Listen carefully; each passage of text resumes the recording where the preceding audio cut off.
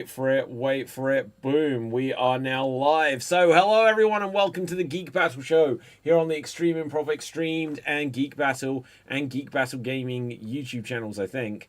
We're a lot of different places. Oh my god, are we not on the Geek Battle channel? Yes, we are. Okay, good. So, we're going to discuss all kinds of things. The Snyderverse may be returning, so we'll discuss that and so much more after the intro.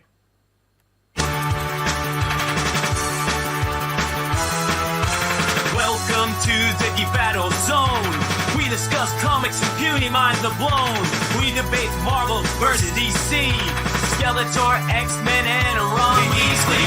Judge David slams down the gavel. It cap dreams of Henry Cavill. It's a Geek Battle stream. Nerd rage as we assemble our Geek Avengers team. Welcome to the Geek Battle party. We got the Justice League and our Batman is Marty. Say Hitler's a Tim as movies are greenlit. Every new movie, Dev's already seen it. Xbox, Star Wars, and Star Wars Star Riders. He-Man, Star Trek, and David loves spiders. We battle as Marvel and Disney will blink. And we try to crown the Geek of the Week. It's the Geek Battle Show. Welcome to the Geek Battleground, where we use the Force and the One Ring is found. Cap is wrong about Resident Evil 6. Everyone watch out, cause oh shit, it's big. Gerald and Tim and Diz will try to win at the Geek Battle Quiz. David and Dave will confuse their crew as they dive in the TARDIS of Doctor Who.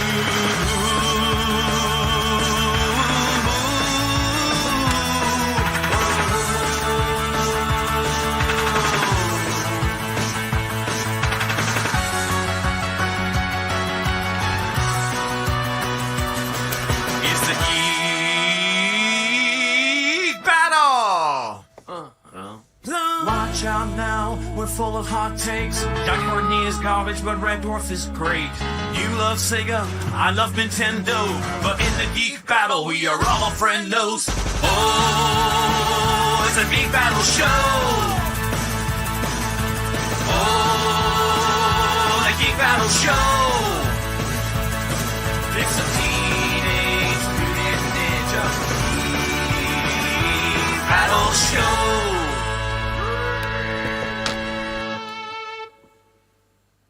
Boom! And we are live. So, hello Cap, how are you doing? Heyo, I am hailing from the land of leopards and crocodiles, and I have not punched an elephant, so I'm good. You've not punched an elephant? Yes, but I wish to, because I recently saw a video of a honey badger fighting an elephant. I feel like that's kind of fun. Honey badgers fight everything. Those are crazy creatures. Yes, and they lose most of the time. Do just they? Don't give up. Yeah. I appreciate that. That's. I've only ever seen videos where a honey badger will take on like a pack of lions or something like this. But the weird thing with them is that they're extremely durable, but that kind of lends them into getting into fights that they can't really win. Wow. So lions will generally would like, okay, we don't want any part of this, but then if it gets too snarky, the lions will kill them. Damn, I thought they were the true boss of the jungle. No, so if there's a recent video of a honey badger went after an elephant where it just like soccer kicks it all over the way to next central. God damn. Oh man. That is But rough. that is not my geek fact of the day. Ooh, what is your geek fact of the day? Continuing on my Warhammer trend, we also have some Warhammer news.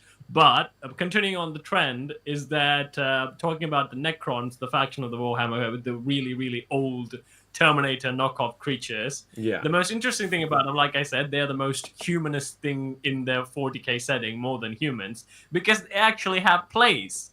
But the thing is, they're robots. So instead of learning the lines, they can just, upload the lines to their head. So their scripts kept getting longer and longer. Now their plays can now last up to decades. That's ridiculous. So, yeah. No. And the way they process things as well. So if you have like a problem, David, you would probably like think about it and then it's not solving, so you'll probably go about your day. They will just sit, let's think about this for the next 10 years. And they'll sit there and just think about it. And then the solution has arrived. Well, that's like the Ents in Lord of the Rings, isn't it? Like they spend forever talking just to say, right, we've now agreed that we will discuss it. Yeah. And you're like, what?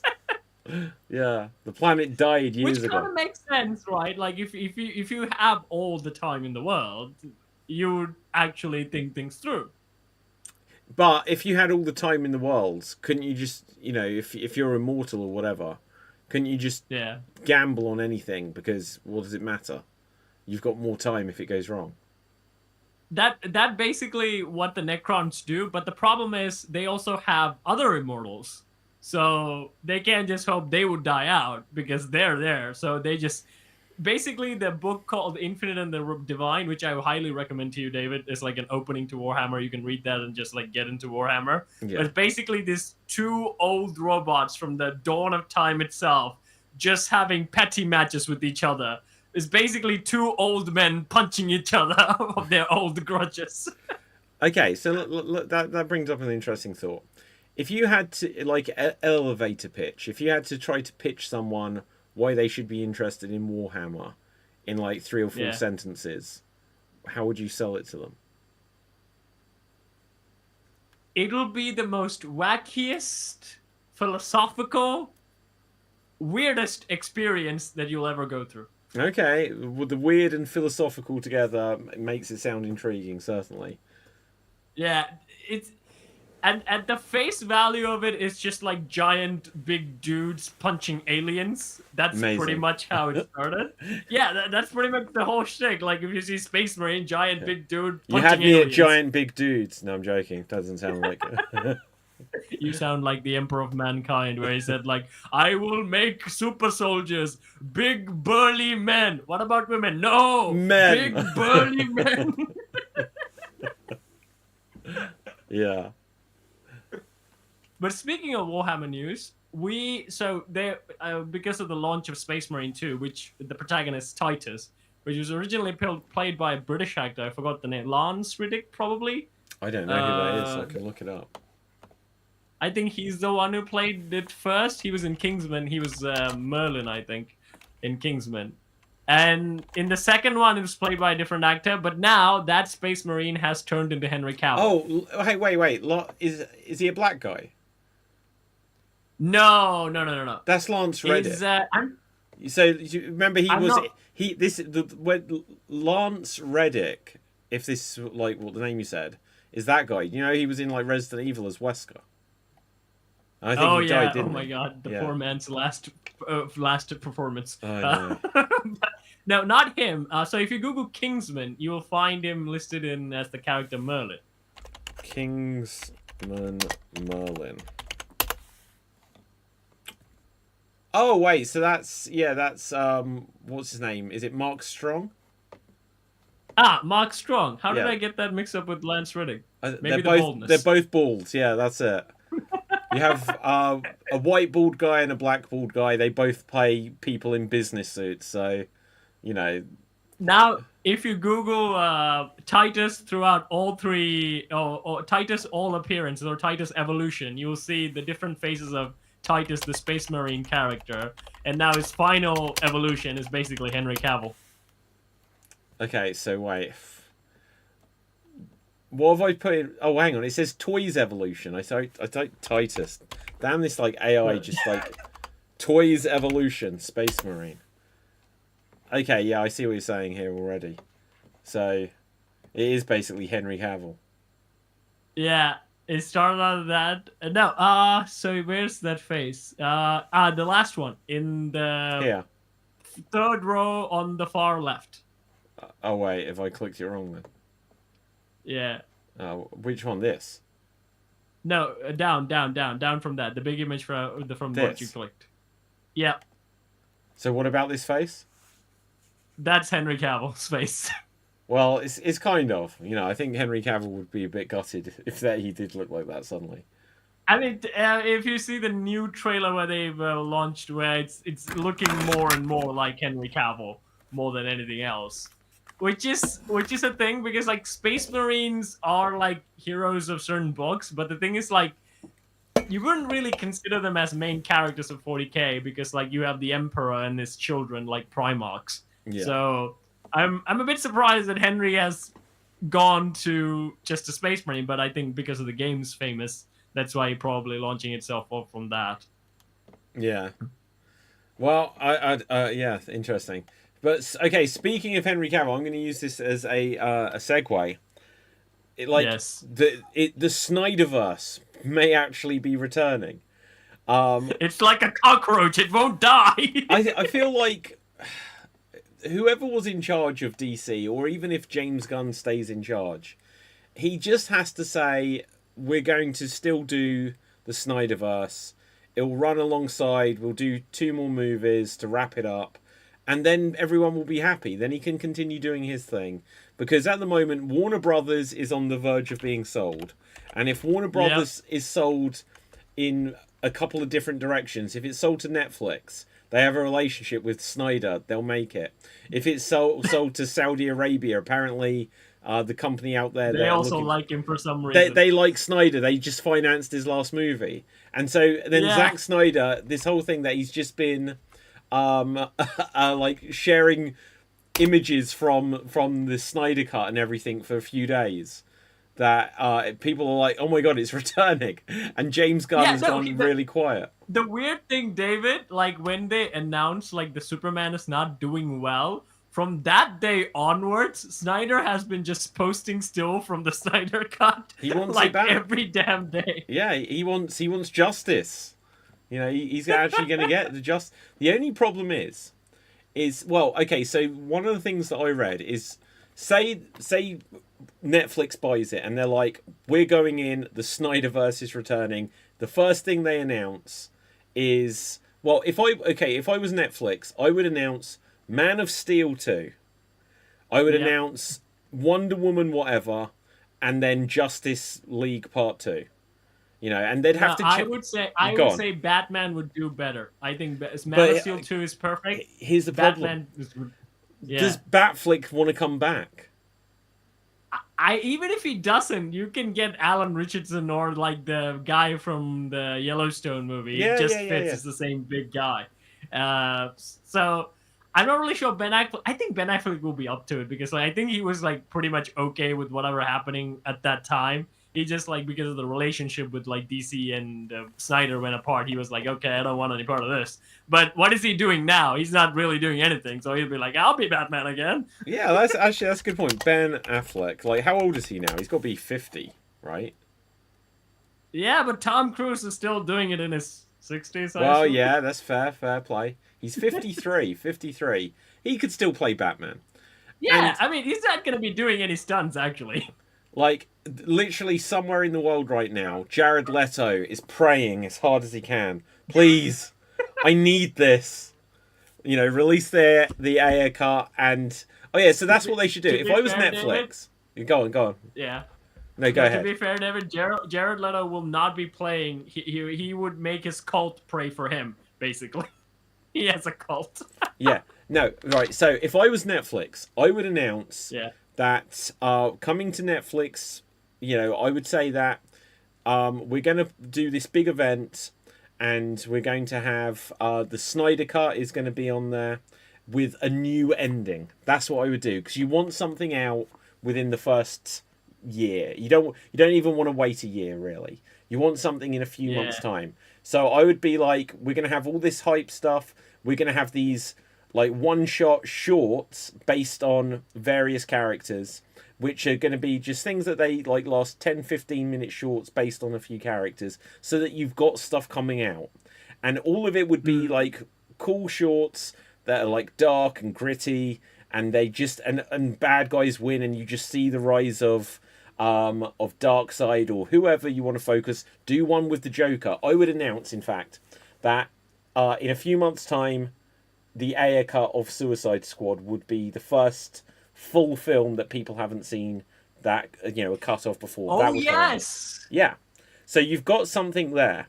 I would then say that a month or two after that, we are going to have Justice League Part 1 with an extended ending with new footage. So like how they had an extended little thing before, I'd say it's going to have a 15-minute additional ending. And people are like, this is already a 4-hour movie.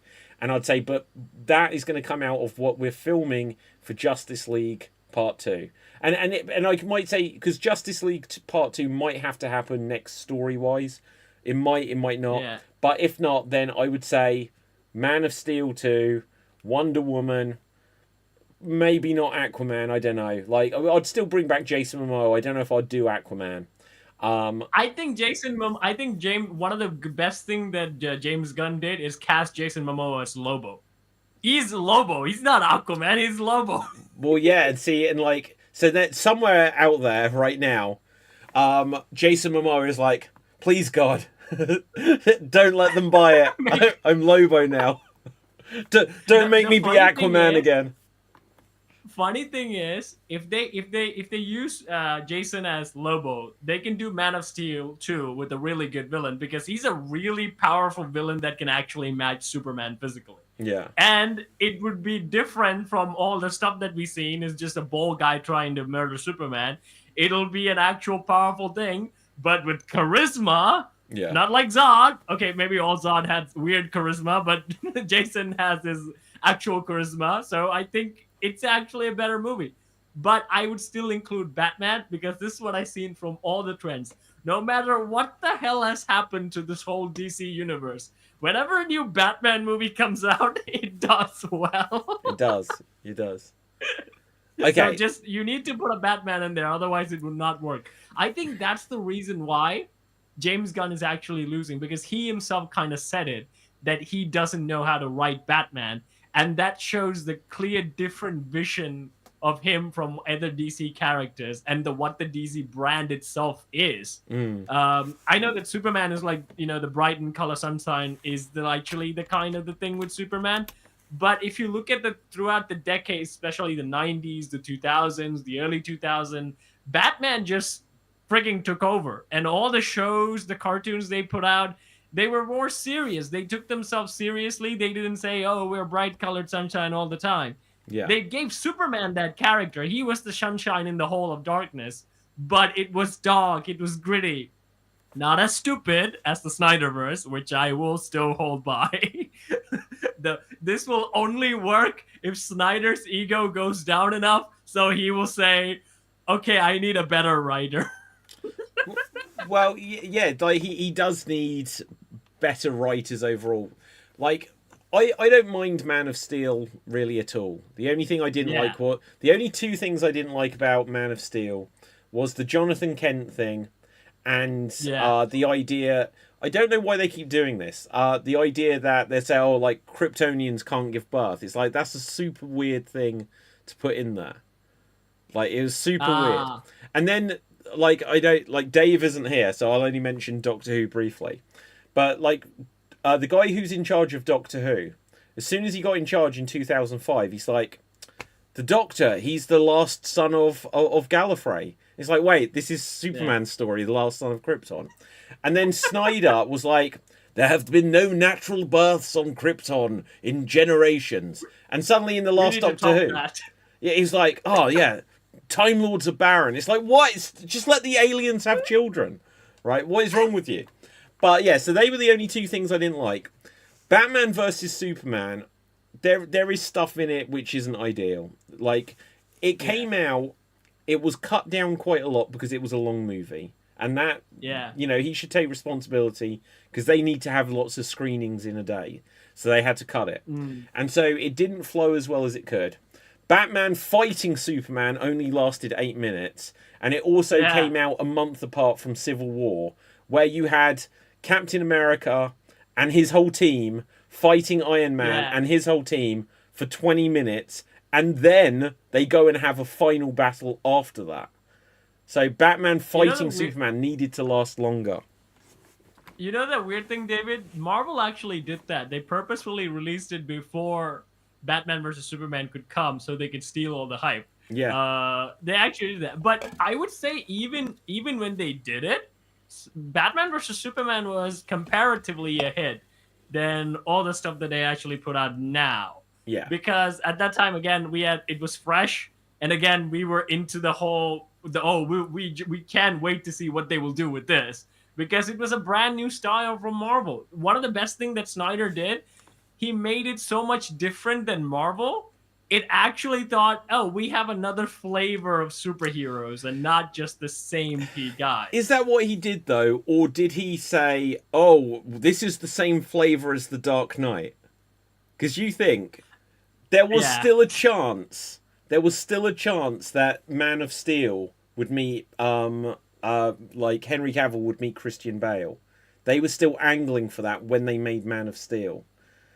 It was because I think Christopher Nolan had a lot of input in the script. He just wouldn't do the movie, but he had a lot of input in the script. And he said, you know what? I have a guy called Snyder. He recommended Snyder, actually. He said, like, he did all the visual stuff for my Batman, Dark Knight movies. He knows my style. He will carry on from there, and he just dipped. Well, but also it's like, you know, so he was like, this is the guy that did 300.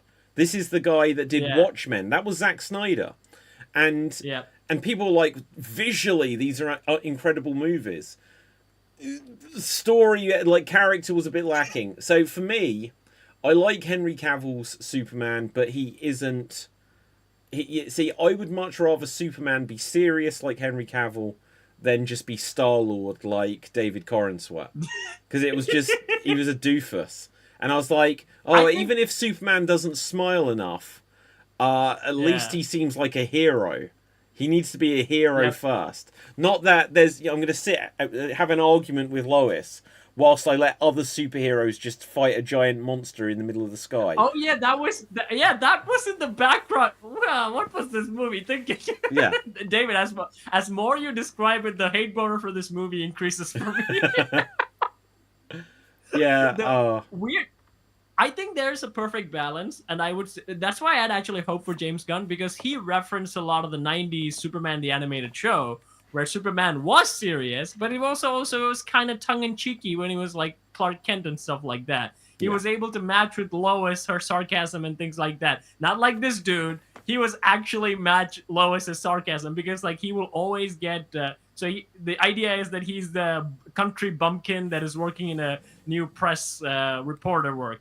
And Lois thought, oh, he's going to be a baby and I have to take care of him. But then in the show, Superman gets to every story first, and then it becomes a competition between Lois and Superman. And she even asked, like, how are you able to do this? How are you able to keep up with me and keep all the bylines? And he said, then Superman cheekily says, well, Lois, I'm actually Superman. I just used you to get to these stories, and I just like cut you out of the byline. And then she's like, "You're a sick man, Kent." And then she leaves because she doesn't believe him. Does she know that that he's Superman? Nope, she doesn't. That's great. Well, because I'm Superman. That show's great. Yeah. That show is great, David. I think if you'll have a fun time watching that show, because I think that set the stage for all the animated stuff that I grew up with, which was like our idea of Superman. I would say it's more like Christopher Reeves than anything else, because like I don't have any comparison to compare the 90s Superman to, because Christopher Reeve was also kind of cheeky and he can be serious, but he's also, you know, a character, not the new guy has some good stuff. I would say he has the heart of Superman, which is something that lacked in Man of Steel, where Superman didn't care whatever the fuck happened. He was really reacting to the situation, where they said like, oh, what do you think we should do? And Superman's like, do whatever you need to do. Don't you have any input? Nope. Yeah. Well, look, say the worst thing probably from Batman v Superman, Man of Steel. So one, letting Jonathan Kent die. And it's Jonathan Kent's like, no. And Superman, he's a teenager, supposedly, so he could be like, well, I wasn't fully formed in my ideas. But then, when the bomb goes off, Superman turns up to address Congress. And this was the thing that always bothered me about Henry Cavill's Superman, is I don't think they trusted his American accent, because he just doesn't speak. He turns... You watch Superman 4, Quest for Peace, and Superman gives this whole speech about why we have to de-arm nuclear bombs and all this kind of stuff. Superman walks in. He looks like Superman. He goes on the stand, and before he says a single word, a bomb goes off around him. Kills everyone in do you remember in that hearing? Because it's a jar of piss or something like this. Yeah. And Superman just stands there in the fire. And it's like, you could have saved all of them because you can move quicker than the Flash. You could have Yeah. saved all of them. See, David, this is Snyder's problem. See, that Flash scene wasn't added in that situation. He could have still got away with it, but in Justice League, it was like, oh, I'm gonna have this super cool scene. You should be like, Snyder, no! Forget the rule of cool! We would break continuity! Yeah, absolutely. I would say that's also the big issue where Superman, went to kill Batman. Why would he need to do that if he can move faster than the Flash? He could just search the whole world in few seconds and saved Martha by himself. Well, exactly. So, the whole him fighting, as soon as he starts fighting, he stops speaking, and he should just be like, instead he's like, if I wanted to win, I could already win. Right, and stuff like this. It's like, no, you've got a more pressing issue. Why are you here? Say why you're here. Save Martha. Why wait until the last moment where he has his boot up on me so I can barely say it out loud so I can give him emotional damage of his mom. And also, couldn't Superman, as soon as he releases that spray can of the kryptonite, as soon as it's just that much, it's just opened that much, he sees that much gas. Couldn't he just be like, oh shit, that's kryptonite, and just be out of there? David, you just answered the reason why Superman is fucking overpowered, and that's why every show and TV and movies don't really play with his speed. They say he's faster than a speeding bullet, but they never really emphasize how fast he is because they know that would just break shit. Because the thing with the Flash, he just moved. That's his thing. He can just move fast. That's his thing. So we can still put limitation on him. Superman cannot just move fast. He can do lots of other stuff. At the same time, So it's really hard to give him that power. That's why in the Justice League show, they depowered that shit a lot. Like, Superman can keep up with the Flash, but then if the Flash really wants it to, he can beat Superman. So that's why Superman never really, into, that sort of stuff. And that was a good way to actually realize, that's the old Seinfeld joke where Seinfeld basically makes a joke. You have Batman, Wonder Woman, Flash. Why? We have Superman. He can do everything. Exactly. Yeah. Now, I did though, in the Snyder thing, when they had them fighting Superman, they did give the sense that Wonder Woman could, basically match him strength-wise, that Aquaman could kind of match him, physically as well. Flash could run and try to do something. The only one who was a complete bitch was Batman. Batman was just there at the back, stood next to a car. Tell me, do you bleed? It's like, yes, I'm going to bleed. That's all I can do in this situation against you. I can bleed. That's one of the worst thing that came off Batman versus Superman, which is a trend that started on Facebook memes where Batman basically says, I have a suit for that, which I absolutely hated because that's Iron Man's thing. Iron Man is the one who builds suits for different superheroes.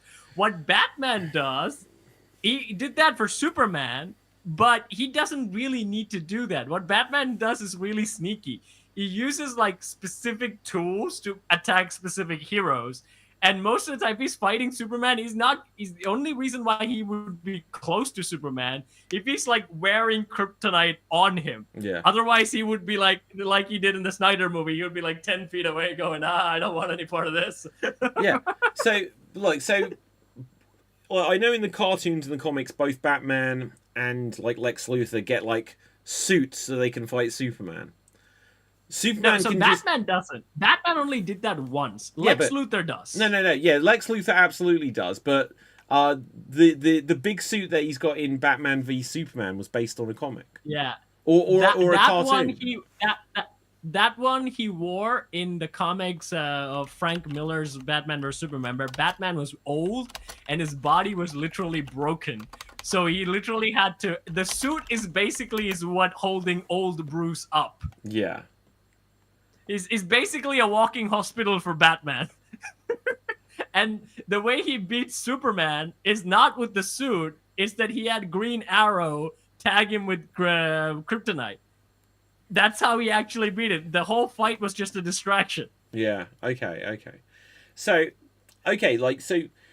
it's such a shame. They could easily do Batman v Superman if there was like the idea that Batman could feel like, because whatever this future land in at the end of Justice League and the dream sequences that they saw, where there's this nightmare world and Superman is evil and the bad guy. Yeah.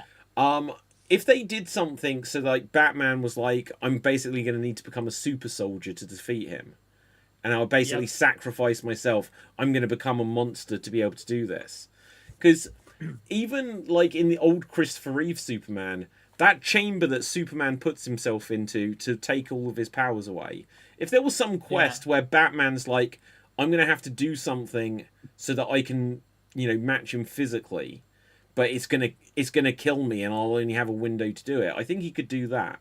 But then the problem is... And the answer for that lies in the Injustice game, David. So in the Injustice game, in the world where Superman is evil, Batman develops a Kryptonian pill or something. Right. When you take that, you literally become indestructible, at least for some things. Like you're still not going to be able to really match Superman, but if Superman throws you in a building, you won't immediately die. So it gives you that advantage. And even in the Injustice verse, the Injustice comic is basically Batman trying to figure out how to kill Superman.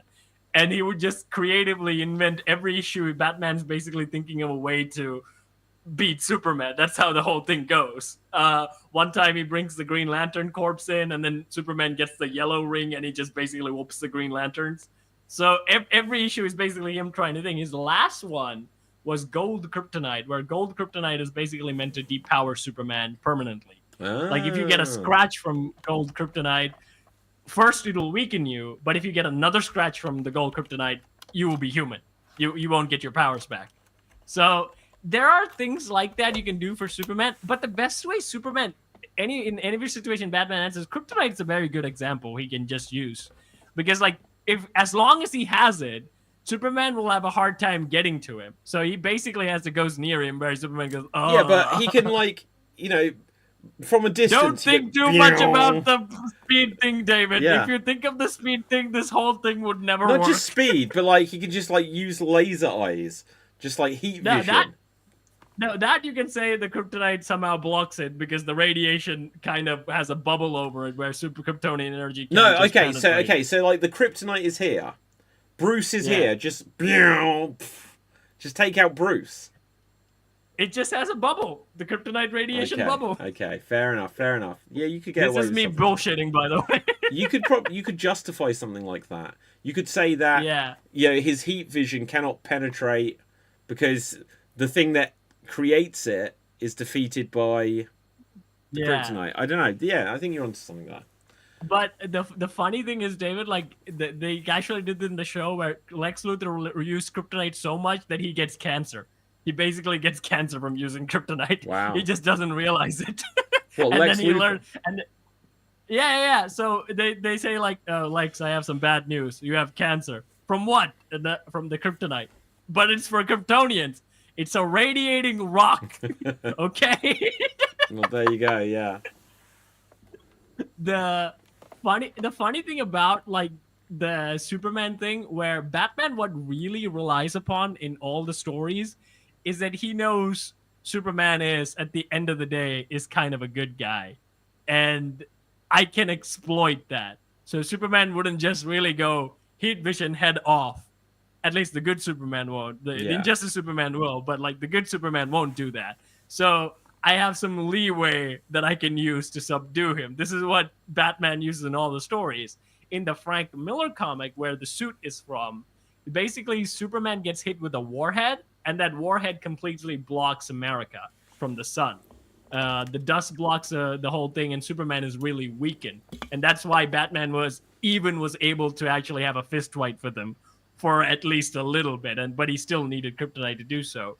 But the easy thing they do with like Superman, just make Superman fight other enemies who are equal in strength to him. Yeah, I completely There are agree. plenty of Superman enemies they can match him strength for strength. Lobo is for one. Lobo is literally indestructible. Superman can't do anything to him unless beat him up. It was really interesting when they did Smallville, because this is where I first saw this idea, but I'm sure it was in the comics before, where they were like, oh, there is magic in this world, and Superman is weak against magic. So that opens up possibilities. Then you have like Doomsday, obviously, that you've had various iterations, and Lex Luthor and both Batman as opponents to Superman is meant to be their mind. Their mind will be what defeats them, because Superman is of good intention, but he can be outsmarted. So that is like his ultimate weakness. And then obviously using people against him. So if people are in danger, you can have an advantage over Superman. But Snyder was just like, no, just break his neck. Like, you know? And he was right. But the reason I always forgive that is because Christopher Reeve killed General Zod as well. He threw him into a pit. He threw him in the Phantom. No, he fell, right? He fell. No, he threw him. I'm going to look this up. I need to find this clip. I'm sure he picks him up and throws him. Non just goes like that and falls. Literally, Non just self-destructs. So Superman 2. But if you look at like Christopher Reeve films, you can see the clear vision that they did. The first film they did with like Lex Luthor shenanigans, and then the second film they bring in like Zod and stuff, and then they do a robot with the comedian. That's kind of wacky. And then they bring in Nuclear Man. So they just they up the stakes at least a little bit in each film. They had no idea though, because that was the amazing trivia for the Superman history on film is that history repeated itself. So Richard Donner was the director of Superman, and they filmed Superman and Superman 2 back to back, and halfway through, the people who'd got the rights to Superman were like, this guy's too expensive. Like, it's taking too long. Marlon Brando's playing Jor-El. We're paying him millions. We're just going to get his assistant director, basically. It wasn't his assistant director, but someone who had done like second unit photography, Richard Lester. You direct Superman 2 instead. Gene Hackman said, screw this, I'm not coming back. So because of that, they basically had to keep half of the movie in that they'd already filmed. They changed a bunch of things. And so the plan was from Richard Donner to always have Zod. But the ending that they came up with, Superman originally in Superman 2 was going to fly around the Earth and put time back. They were like, that would be a much cooler ending for the first movie. So about 2005, when Superman Returns came out, they released the Richard Donner cut and they finished the movie using CGI. And where they had to, they used footage from the theatrical cut, just because they were like, there are some scenes we didn't get, so we're going to use the absolute bare minimum of the finished release that did come out, just so the story will make sense. But as much as possible, they put in the original Richard Donner cut, including Superman's Clark Kent's screen test. Christopher Reeve, his screen test, he is noticeably skinnier, and because he is nervous, he is sweating under his arms. And they left this in the movie, and it's him and Lois, where Lois decides. Have you seen Superman 2? Yeah, where he like shoots him to see exactly, Superman right. or not. And so after that, they were like, okay, so Richard Lester, Superman 2 was a big hit. Make Superman 3. So this was not the original plan at all. Gene Hackman was like, I'm not coming back for this. Margot Kidder, Lois Lane, was like, I'm not coming back for this, but she was under contract, so she has about 8 lines in the entire movie. That's why because he went in love with the farm girl or something. Lana Lang becomes the love interest, and so they introduce a different billionaire who then brings in Richard Pryor, and then they just have a robot at the end. Now, I love that movie. I think that's a great film. That's the one I liked most growing up. You just love it because of that actor, Richard Pryor. Richard Pryor. No, I loved Lana Lang in it. I loved the robot. There's so much I like about that film. There's a scene in it. Superman. Is it Superman 3? Yeah, it is Superman 3, where because the robots have made things go all crazy. You see like the Green Man and the Red Man on a traffic light get into a fight with each other. You know, it was ridiculous. It was such a ridiculous film.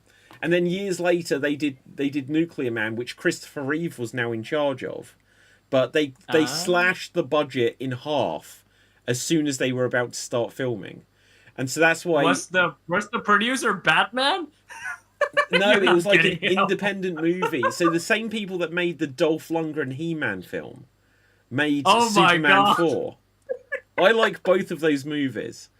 But Superman 4 is wild in itself because Nuclear Man in the movie is actually Nuclear Man 2. And there is another one. They cut this entire part of the film out. They make Nuclear Man, and he's a slightly fat and stupid character that's got the brain of a baby.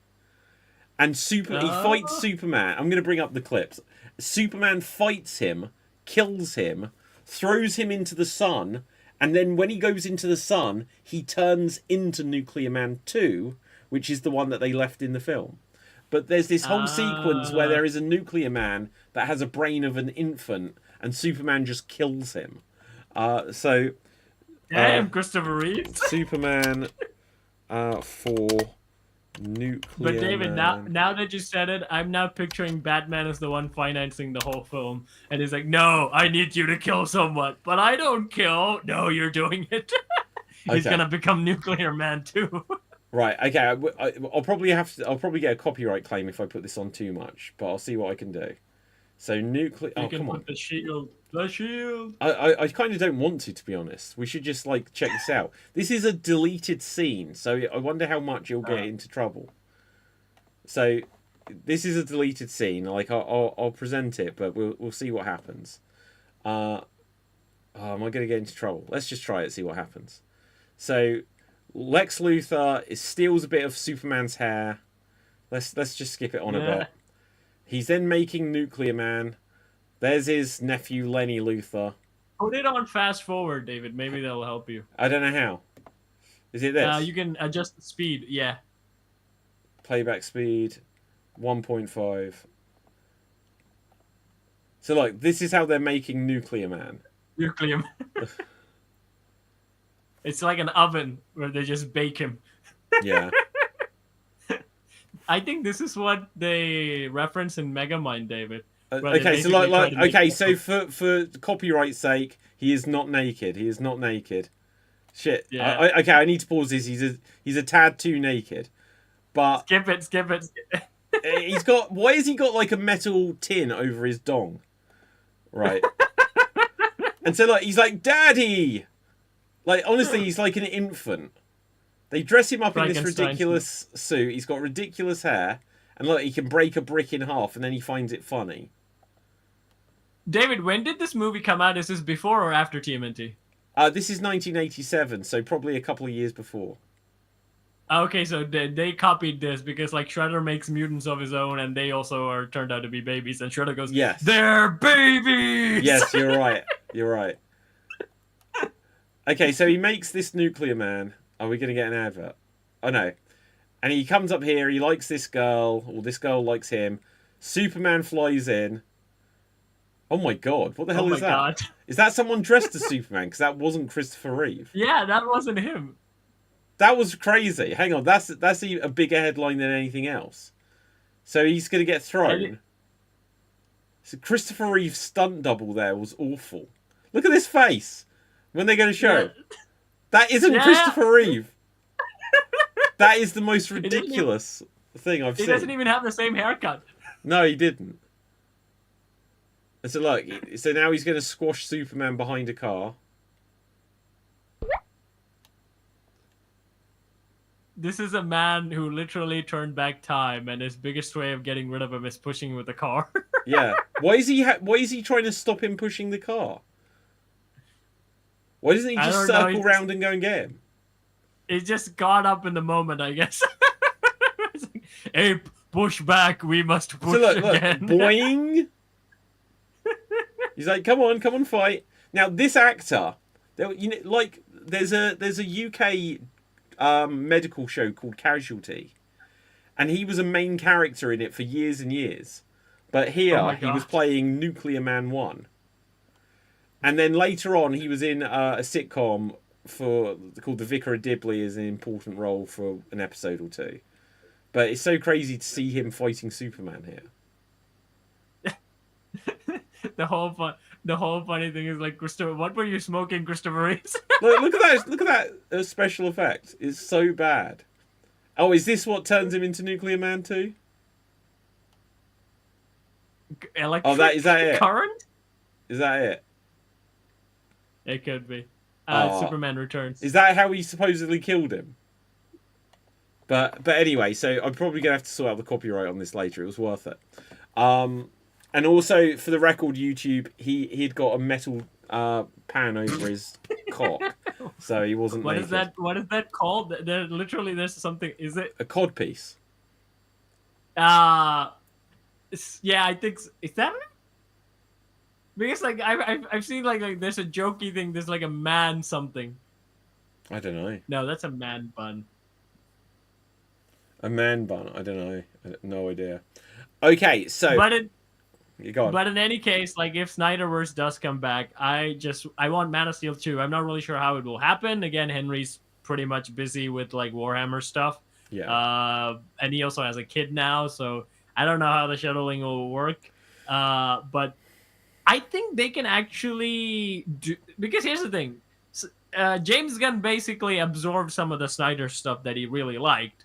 He obviously put like Suicide Squad into it. I would say the new Lantern show is coming out. I think if Snyder does get DC stuff, he should do the Lantern show, because like what has been lacking from the Justice League is the Green Lantern, which is a really good character. Well, you can really Snyder tried to add Green Lantern to the Snyder Cut, and they didn't let him. Yeah.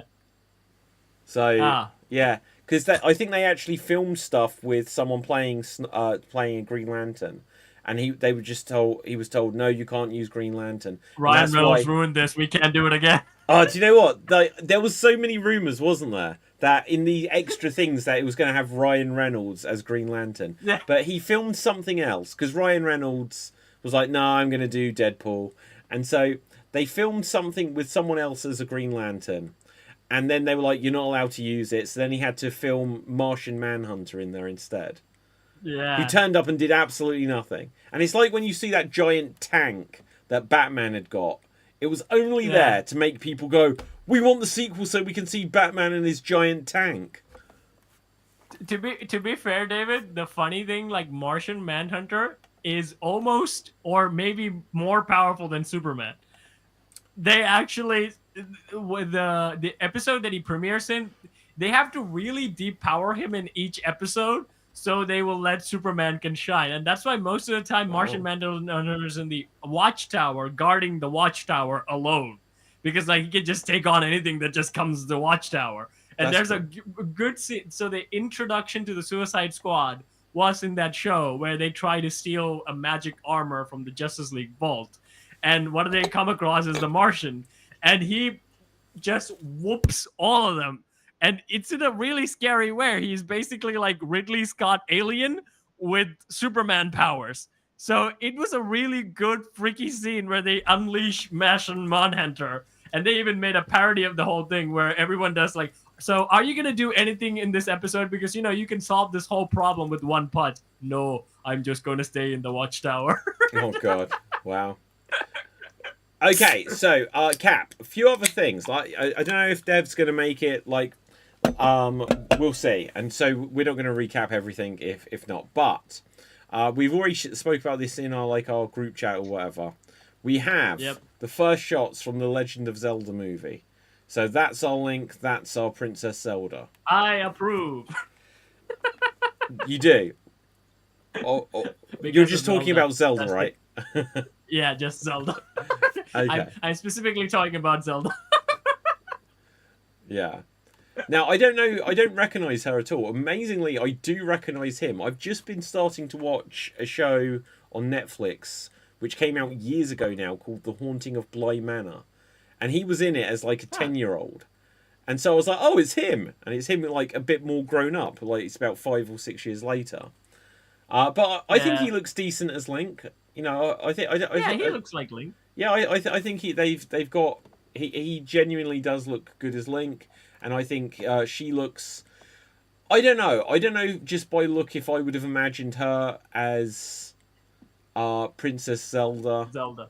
But yeah, you know, she looks like she'll be good as it. But That she isn't But quite. what about him? Where's the Link sword and shield and stuff?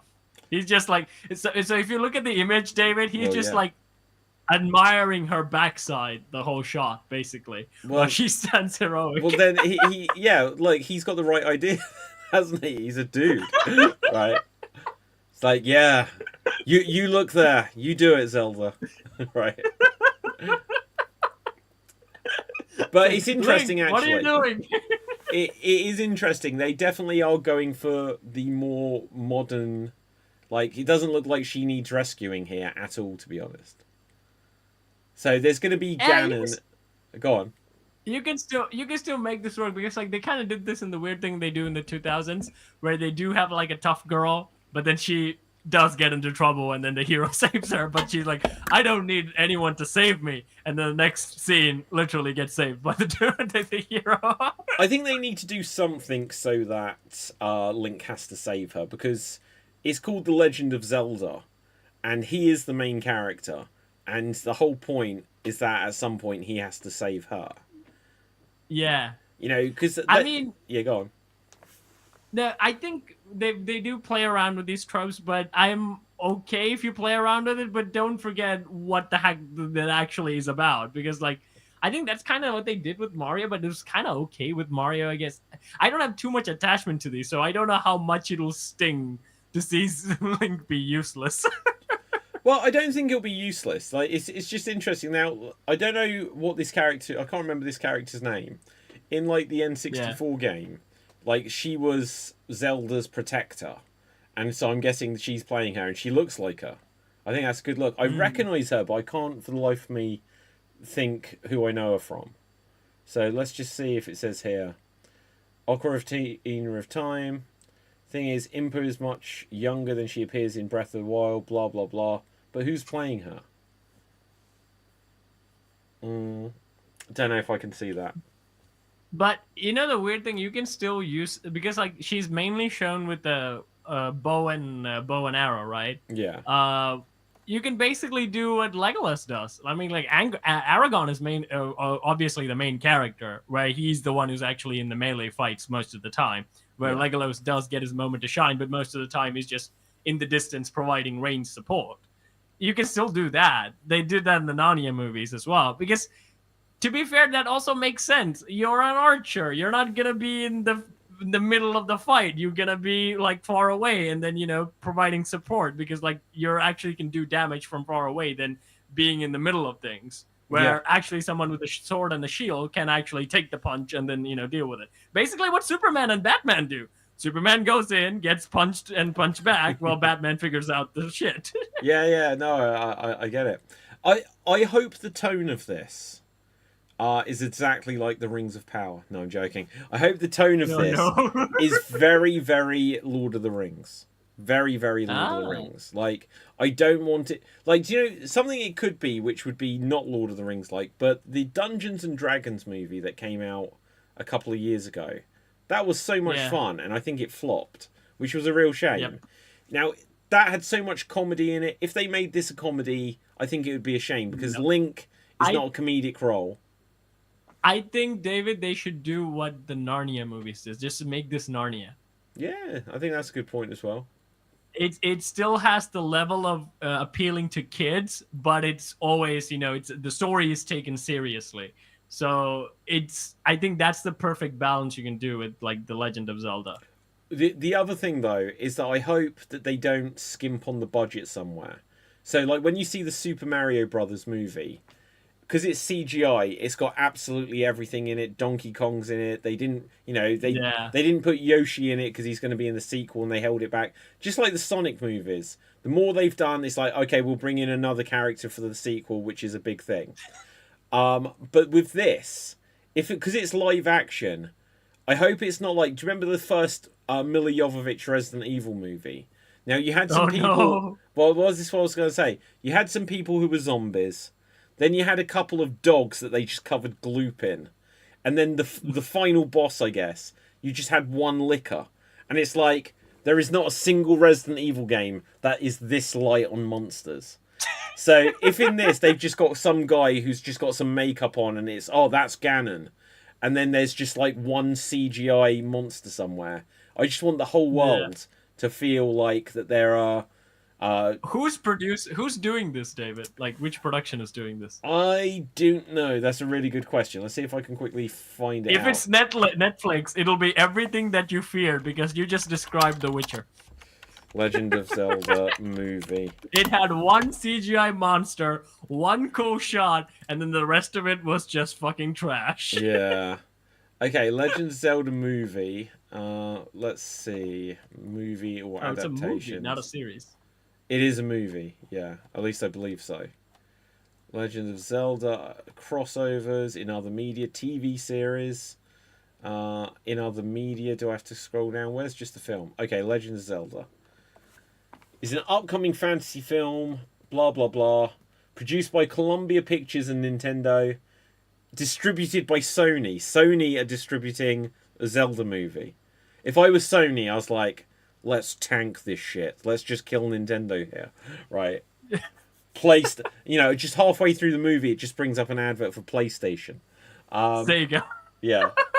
Film is directed by Wes Ball, who serves as producer alongside Shigeru Miyamoto, Avi Arad, who I recognise his name, but Wes Ball, let's see what he did. He directed Kingdom of the Planet of the Apes and the Maze Runner trilogy. Ugh. That doesn't really do it for me.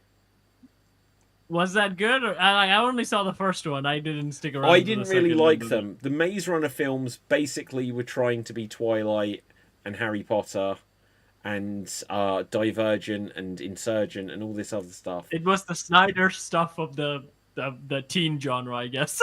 It was dark. It was edgy. It had men, all men, and one woman. What, the Snyder Cut? No, not Snyder Cut, but like I do remember in the first movie, Maze Runner, there was just one girl, and everyone else was just a dude. Isn't it weird though how like that's so completely changed generally now? Because everything like Harry Potter, there's Hermione, and then there's like two guys, and Twilight, there's two guys and one girl. It's just, and anytime you get a team up, this is where they say about the token girl, the token. Ethnicity, whatever in there, sort of thing. But it usually is that way. But now it's very much flipped on its head like that. I mean, now I'd say it's usually different. Is where like the token character replaces the main character, which how most of the time people get angry. Yeah, but sure. I would say I think the reason why they did like one girl, two boys trope, they can have emotional drama. A love triangle. Yeah, exactly. Yeah. Which is like when you think about it, Harry. I mean, like Ron was supposed to be Hermione's thing, but like everyone was like Harry and Hermione, Harry and Hermione. They were shipping them so hard, so they were like, oh, they're gonna do this in the movies. They're gonna do that in the next movie. Oh, they're gonna do that. Oh, they didn't do it. Oh, fucking sad. Okay, but like. So here's the tension. thing. This is why there is like a slight difference in how this works, because. So in Twilight, it's Edward, it's Bella, and is it Jacob? Jacob, right? Jacob. So in that dynamic, you've got like Bella, and she's like, "Oh, do I love Edward? Do I love Jacob?" Right? Now swap it round a second. Say you've got Edward, and then you've got Bella and Mary. He's just going to be like, "I'm going to sleep with both of you," right? That's the difference. That's what Dracula did. That's what Dracula did in the Van Helsing film. Don't you remember? He has 3 wives, and he was aiming for a 4th one. Well, yeah, exactly. This is the difference. This is why it doesn't work the other way around. Yeah. The guy would just be like, "Well, I'm going to go out for a battle now, so you stay here." And it's like, "What is this battle?" He's like, "Well, I'm just going around to my side chick, basically." It's basically like, would you like vanilla or chocolate? And the guy goes, both. Both. Both. Yeah, absolutely. That's why it doesn't quite work the other way around. Okay, so I think that you're gone. I think there are books like that, but it's not as popular as the one girl been loved by 2 guys for some weird reason, and one is obviously the healthy choice, and one is obviously the toxic choice. Well, and the girl will obviously go for the toxic choice. Did you ever watch Lost? No. Oh man, that was like one of the classic examples. So Evangeline Lilly, who plays Wasp in Avengers, she is the girl, and then there's like the main character of Lost, who is like a doctor, and then there's the rough Texan, and there's like this love triangle goes throughout, and she definitely ends up with the Texan first, and before ending up with the other one. Well, David, I just realized where the dude trope actually is played out, where what you said actually played out, but in a healthy way, which is Leon Kennedy. Wait, who did he sleep with? No, he's been constantly been hit on by Claire, by Ashley, by all the girls that he's in a game with, and he only wants Ada, and she's the toxic choice. Yeah, it's true. Actually, you're right. Yeah. Okay, so I think you've told me before that, like in the movie or something, they say that Leon is married to Claire. Yeah. So the director of that film kind of. So after the film ended, they didn't have Ada in the film. Obviously, they just had Claire and then Jill. That was obviously like Chris's thing. So the director just basically. Then they also had in the show as well. Claire and Leon were the one that had chemistry. So the director just said. So after the end of the movie, Leon and Claire got married, and everyone's like, okay. So in the Resident Evil universe, like. Leon and Ada, definitely that is the toxic choice, that he just can't quit her for some reason. Yeah. Right. Claire does make sense. Like Ashley doesn't make sense. That always felt like that was a bit weird at the end, where she's suddenly like, well, you did rescue me, so okay, all right. Or whatever. I'm not your Prince Charming, okay? I'm a guy who's been through shit. She does suddenly hit on him in the last scene, doesn't she? Yeah, she continuously drops hit on him. Like, if you look at the dialogue of the game, she's continuously dropping hits on him, where Leon is always, like, the most positive guy you can think of, kind of treats it like, yeah, you will be great as me as Stu in one day. You're the great one. And she's like, this idiot. But also, I was going to say, on the flip side, do you remember the trivia fact of Resident Evil 4, that if Ashley's up a ladder, and you look up, she'll suddenly grab her skirt and be like, you pervert. Did you know this? Yeah. Yeah, I bet you did. Yeah. Obviously, I knew that. They didn't do that. I think they cut that out of the remake, right? Yeah. Oh, damn. They should have included that in the remake with that high definition, damn it.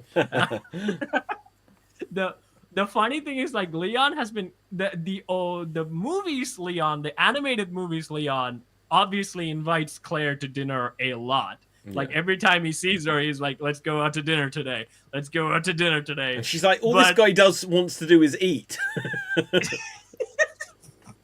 The funny thing is, in the games, like the second game, definitely, Claire's like throwing herself at him, and he hasn't even met Ada yet, and he's always like, where do you get this from? What, in Resident Evil 2 Remake, Claire is throwing herself at Leon? Yeah! When? Just look at the scene that they're in every scene. Like, Claire's like, how you been doing, Claire? Oh, just surviving. How about you? Hey, like, okay, yeah, I see what you mean. I see what you mean. She's doing the obvious I like you trope, playing with her hair, everything that you know in real life, she's doing it. And then Leon is like the idiot stone face going, oh, good. How about you? There's zombies. You should get away from here now. You should get away. Okay, and so then the weird thing is that, like, Chris and Jill is the thing.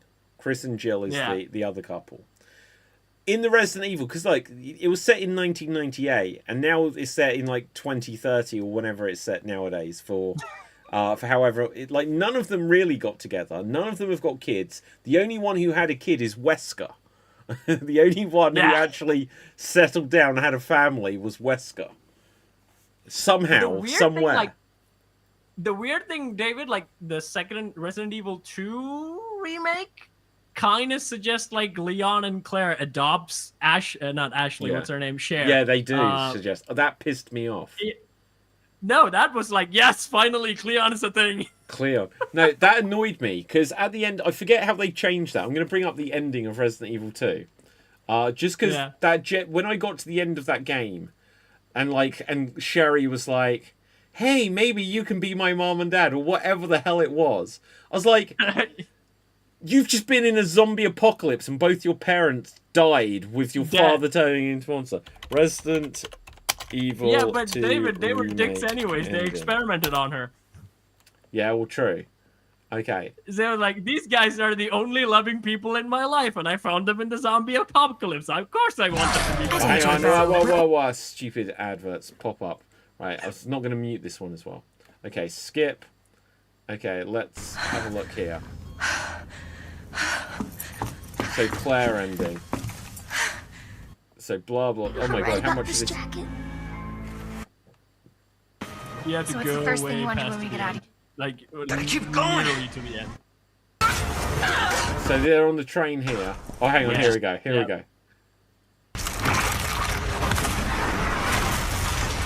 I haven't seen this in a few years. 2020 I played this again, so I haven't seen this in like 5 Yeah, years. it's like, is Ada still alive?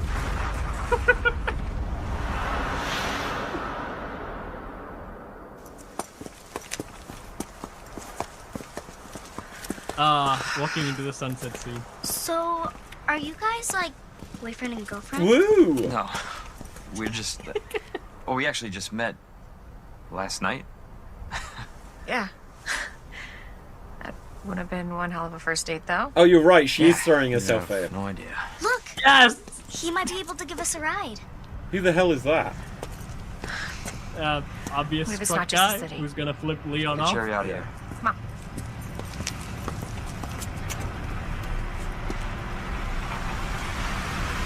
I like the fact that he just stand in the middle of the road, like he can fight off a truck. Wait, but isn't he heading towards the explosion? Yeah. That was living Yeah. on the day by the great. He was friendly. So, is it over? Look at the chip on her step. I don't know. But if it's Yeah. not, we'll stop it. Whatever it takes. Yeah, you damn right we will. As long as we stick This together. is like a rom-com be ending, fine. actually. The dialogue of it. Hey, And they you lived guys can adopt happily me. ever I hate that. after. Hey, you guys could adopt me. She actually said. And get me a Ticks. puppy. Hey, This damn is the right you worst will. ending lines of As long as anything. we stick together. No, David, We'll let be me fine. have this. Okay, let's have this moment. Let's just hear this out. Hey, you guys can adopt me. Adopt you. We can get a puppy Puppy. and a parrot. Parrot. I always wanted pets, but my mom said they're too messy. Yeah, and now she's dead. Right? This is why she deserved. This is why she deserved to be in that bad situation. Her parents just got killed. Everyone she's ever known in her life is dead. And she's like, hey, you could adopt me. Get me a puppy and a parrot. Yeah, the most I've been through in my life is just in a lab. So obviously I want a puppy and a parrot. Yeah, oh my god, that was such a cringe ending. Yeah, she should be No, emotionally... David, this is the... I would say Resident Evil, when you think too much hard about it, it is kind of cringy in all sense. Because, like, again, you I have... think that line is as bad, probably worse than any of the bad lines in Resident Evil 1. The Master of Unlocking is nothing compared to that bad line. But I think that's the one that actually started my Cleon obsession. Before that, I was like, yeah, Ada is like Leon's thing. And then I saw Resident Evil 2 game, and I was like, you know what? I'm jumping ship. I'm for Cleon now because, like, she's obviously looks better. Right, yeah. Oh, crazy stuff. Anyway, Cap, we'll begin to wrap things up shortly, but is Ooh, there... I do want to get off... Yeah, do go want to get off this my chest. I saw the movie the new Chainsaw Man movie, which is an anime movie, came off of Japan. And then, David, all I have to say, you need to start watching anime. The West is dead. Japan is where it's Okay, at. I'll bring up a trailer. What's it called? Is it literally called Chainsaw Man? Chainsaw Man, but go for the movie trailer. There's a series and then there's a movie, and it's an absolute macabre of tragic love and violence and awesome action. Okay, so this is 2 months ago, Chainsaw Man movie trailer. I will put up the shield for this. Yes, Media with anime assets. definitely put up all the shields. Oh wow, we'll get the fat force field up then. Right, let's get the Justice League on this. Okay, and here we go. Crunchyroll. So this came out as a series first, and then they did a movie out of it. And again, it's absolutely I thought she bit his amazing. chest. I thought she was a zombie. They're demons. Okay. But this kind of starts off as like, a normal love story. But if you know the anime, it's a fucked up anime. But if you don't know the anime, you'll be like, it's a love story. And then it just like turns into the most glorious action thing you can ever think of. And so, is this on anything now, or is it a cinema movie? It was on theaters, but now it's available on Crunchyroll, I think. I don't have Do you have Crunchyroll? Yes. Okay, sorry, my bad. Okay, well, yeah, that looks interesting. I wasn't complete. That was only a teaser, I guess. It's a short trailer. But David, let me describe this to you, okay? You have a chainsaw demon riding a shark demon and fighting a tornado demon while dealing with the bomb demon who was his ex-girlfriend. Okay, that is quite a lot. That is a lot for a Thursday night. And the weirdest thing, so if you look at the action of this whole thing, I mean, pretty much all action is now very generic to me. Yeah. And then I watch this and I go, yeah, AI is not taking over Japan's animation job. Because, they managed to amaze me even to this day where I go, I haven't seen that one before. And that is indeed awesome. Yeah, okay, that's good. It is so difficult to do anything nowadays that isn't just that you've seen it 100 times. Yeah. I don't know why... I don't know why, I know that, London basically stopped doing anything. England basically stopped doing any sort of shows. But I don't know why, Hollywood basically just slopping its way through the decade where it's, nothing innovative is actually happening. Yeah. And most of the time, we're happy about movies that actually look like the movies from the 90s. That's why I like F1. It's basically like a 90s normal movie. But... think of Disney, how far they have fallen in animation, where they just did cool stuff. Now they're just slop.